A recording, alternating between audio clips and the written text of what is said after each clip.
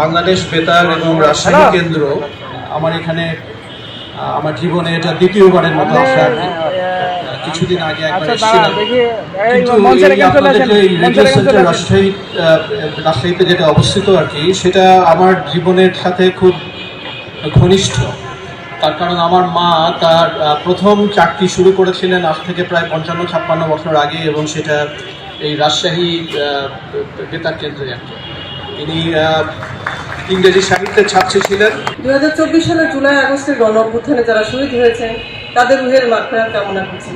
এই আন্দোলনে যারা আহত হয়েছেন তাদের রোগ মুক্তি কামনা করছি। যারা জুলাই গণ অভ্যুত্থানে জীবন দিয়েছেন তারা জাতীয় বীর, তাদের অবদান জাতি কৃতজ্ঞতার সাথে স্মরণ করবেন। বিশ্ব বেতার দিবসের এবারের প্রতিপাদ্য রেডিও অ্যান্ড ক্লাইমেট চেঞ্জ। প্রাকৃতিক দুর্যোগ প্রবণ এই দেশে প্রায় উপকূলবর্তী এলাকাগুলো ক্ষতির সম্মুখীন হয়।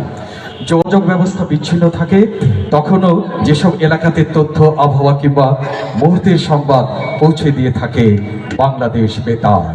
তাই তো 2025 সালে বেতারের প্রতিপাদ্য দিয়েই বোঝানো হয়েছে বেতার প্রকৃতির কতটা কাছের।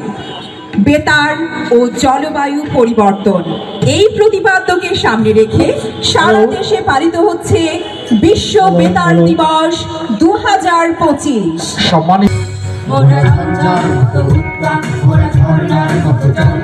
ওরা বিধাতার মতো নির্ভর, ওরা প্রকৃতির মতো সচ্ছল, ওরা ঝঞ্ঝার মতো উদ্যম, ওরা ঝর্ণার মতো চঞ্চল, ওরা বিধাতার মতো নির্ভর, ওরা প্রকৃতির মতো সচ্ছল, ওরা ঝঞ্ঝার মতো উদ্যম, ওরা ঝঞ্ঝার মতো উদ্যম।